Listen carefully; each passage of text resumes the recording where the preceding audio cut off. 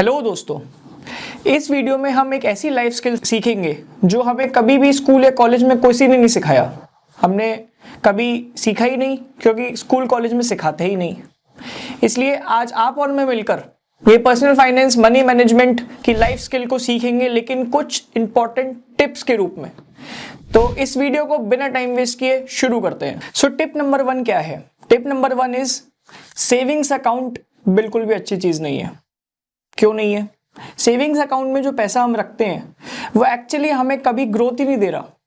इसको थोड़ा डिटेल में और थोड़ा अच्छे से समझते हैं। एग्जांपल हमने लिया मिल्क का, लेट्स से। तो मिल्क आज से 10 साल पहले करीब करीब, जितना मुझे याद है, 28-30 रुपए लीटर मिलता था।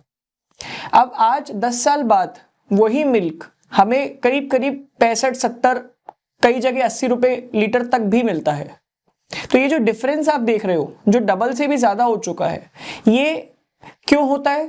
इसके पीछे एक बहुत ही सिंपल सा रीजन है जो कि इन्फ्लेशन है। अब इन्फ्लेशन क्या है, सबसे पहले 1 सेकंड में क्विकली इसको समझते हैं। इन्फ्लेशन बेसिकली प्राइस एडजस्टमेंट है जो over the period with constantly rising prices किसी भी चीज को, वैल्यू ऑफ मनी को डिक्रीज कर देता है और प्राइसेस को एडजस्ट कर देता है। तो मान लीजिए मिल्क का एग्जांपल हम ले रहे थे, 30 रुपए का लीटर जो मिल्क हमें मिल रहा था 10 साल पहले, वो आज हमें 65-70-80 रुपए लीटर तक मिल रहा है। तो ये जो प्राइस एडजस्टमेंट हुआ, वैल्यू ऑफ मनी कम हो गई, उतनी ही क्वांटिटी डबल पैसे में मिल रही है। तो ये इन्फ्लेशन है। तो इन्फ्लेशन की वजह से क्या हुआ कि सेविंग्स अकाउंट में जो पैसा हमें रखा था उससे हमें जो इंटरेस्ट मिल रहा था, आज की तारीख में मैं ये देख रहा हूं कि सेविंग्स अकाउंट में लगभग 3.5-4% ही मिलता है। इससे ज्यादा तो मिलता नहीं है। मेरे खुद के सेविंग्स अकाउंट में मैंने एक दिन चेक किया तो 2.70% मिल रहा था।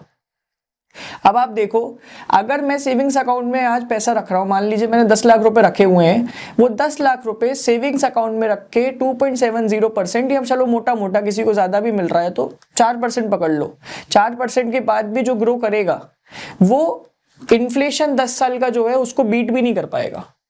इंडिया में रिसेंटली एक स्टैट मैंने देखा कि एवरेज इन्फ्लेशन रेट इंडिया की पिछले 10 साल की, 2013-14 से लेके अभी तक 2024 में हम बैठे हैं, अगर हम देखें तो वो रहा है लगभग 5.9 से 6% के बीच। तो ये 6% के इन्फ्लेशन को हम बीट नहीं कर सकते अगर हम सेविंग्स अकाउंट में पैसा रखेंगे, क्योंकि वो कितने परसेंट पे ग्रो कर रहा है? ज्यादा से ज्यादा 3.5-4%। और इन्फ्लेशन किस परसेंट पर है? करीब करीब 6%। तो इससे हमें क्या समझ में आता है कि जो सेविंग्स अकाउंट में पैसा रखना है वो एक्चुअली बहुत ही बेकार चीज है और एक गलत स्टेप है। तो savings account is bad for our money management.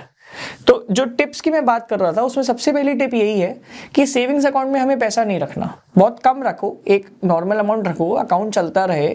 तो जो हमारे यूपीआई ट्रांजैक्शंस हो रहे हैं उनके लिए सेविंग्स अकाउंट में हमें एक वैल्यू ऑफ मनी मेंटेन करनी है, तो वो हम पैसा कम रख सकते हैं। वो उतना पैसा हम रखें, अपने नॉर्मल ट्रांजैक्शंस जो हमें करने हैं वो चलते रहेंगे, और बाकी बहुत ज्यादा पैसा हमें सेविंग्स अकाउंट में नहीं रखना।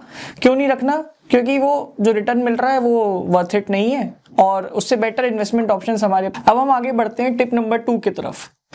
टिप नंबर 2 ये कहती है कि हमें अपने कुछ ऐसे पैसिव इनकम सोर्सेज डेवलप करने चाहिए जो कि हमारे एक्टिव इनकम सोर्सेज को सपोर्ट कर सके। तो पैसिव इनकम सोर्स क्या होता है, सबसे पहले ये समझते हैं। क्या हम कोई प्रोफेशन में है, मान लीजिए बिजनेस में है, बिजनेस से हम एक पैसा अर्न कर रहे हैं, तो वो तो हमारा हो गया एक्टिव इनकम सोर्स। वो काम करने के साथ में जो पैसा हमें मिला उसके अगेंस्ट में जो हम प्रोफेशनली कर रहे हैं वो हमारा एक्टिव इनकम सोर्स हो गया। अब ऐसे ही हमें ओवर द पीरियड कुछ पैसिव इनकम सोर्सेज डेवलप करने हैं और उनको मेंटेन करना है ताकि हमारे एक्टिव को वो सपोर्ट कर सके। तो होगा क्या कि 10-15 साल 20 साल हमने खूब मेहनत करी, खूब दम लगा के काम किया और ये कर लिया कि यार धीरे धीरे हमने पैसिव इनकम सोर्सेज बना लिए, जिससे कि हम घर बैठे बैठे भी वो पैसा अर्न कर रहे हैं। किसी भी टाइप का हो सकता है, बहुत सारे सोर्सेज हैं।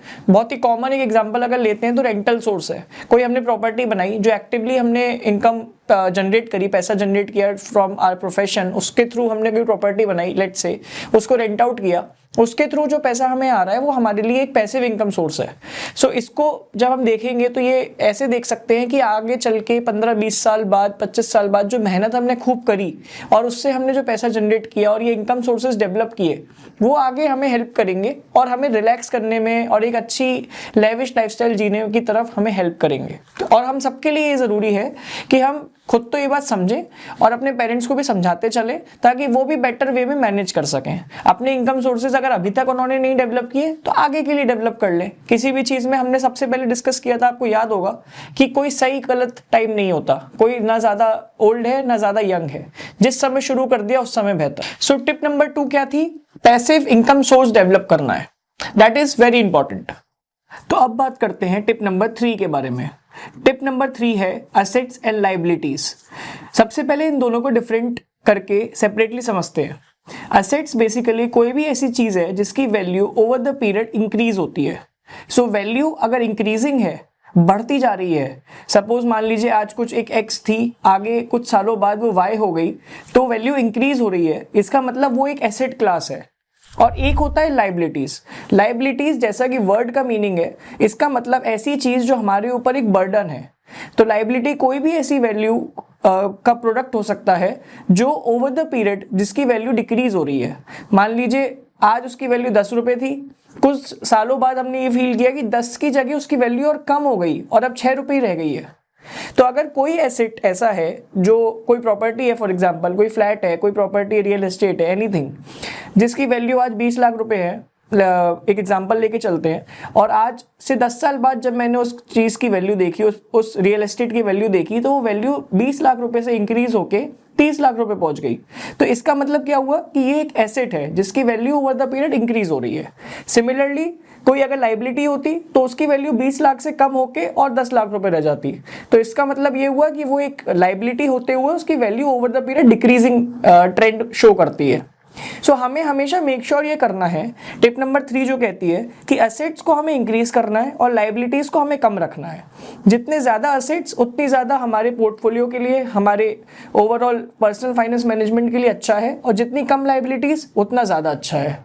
तो इस चीज को हमें फॉलो करना है।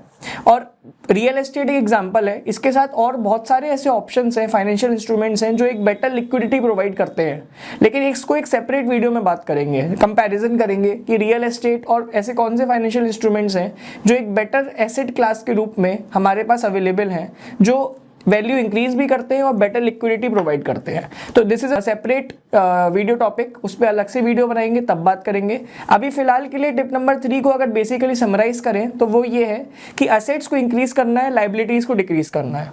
तो दोस्तों ये थी आज की 3 टिप्स जो मैंने आपके साथ शेयर करी।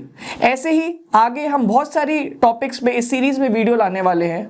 आप सब लाइक करें, कमेंट करें, सब्सक्राइब करें एंड हमें फीडबैक दें कि और कौन कौन से ऐसे टॉपिक्स हैं जो आप इसमें कवर करना चाहते हैं, कुछ ऐसे चेंजेस जो आप चाहते हैं या कुछ ऐसी चीजें जो हम बेटर कर सकते हैं। आप बोलेंगे, हम सीखेंगे और डिलीवर करने की कोशिश करेंगे। मिलते हैं नेक्स्ट वीडियो में।